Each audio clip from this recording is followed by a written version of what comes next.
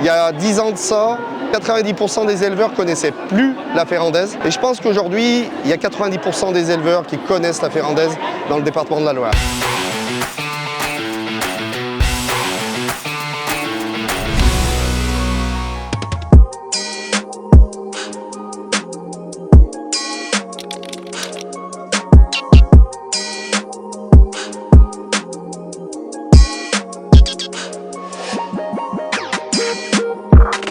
J'ai choisi la race ferrandaise en 2010.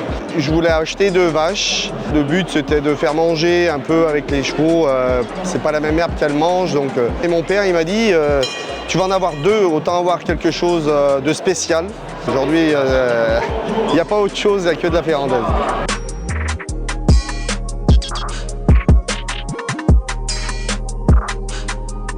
Au tout début, il faut regarder ce qui reste. Donc on inventorie. On va voir les éleveurs, on essaie de voir quels animaux ressemblent aux races dites. Et puis ensuite, on fait un inventaire. Ça permet les échanges de reproducteurs.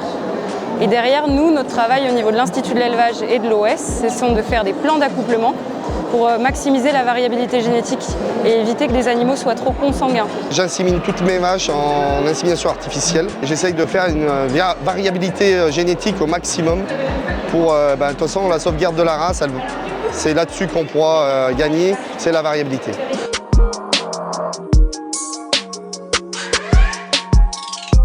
Parce qu'aujourd'hui, quand un éleveur va avoir une banque pour s'installer en race locale, on lui dit non parce qu'il n'y a pas de référence et qu'on ne sait pas si ça marche.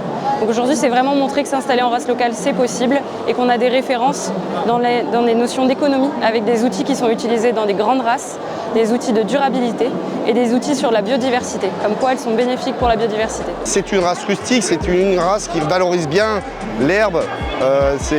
On a des terrains vallonnés, voire montagneux, donc elle valorise énormément l'herbe de nos pâturages.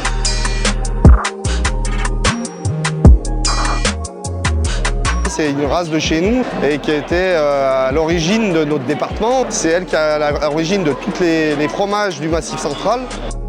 Ces races, elles ont failli disparaître à l'après-guerre parce qu'il fallait nourrir la population et du coup les races qui étaient dites mixtes, qui produisaient du lait et de la viande, elles étaient pas choisies. Et aujourd'hui, c'est très important de les conserver parce que c'est une diversité génétique pour l'avenir de l'élevage et notamment avec les questions de changement climatique. Ce sont des races qui sont adaptées à leur territoire et au climat notamment. Et elles ont aussi des productions typiques. Donc c'est aussi un patrimoine vivant à conserver.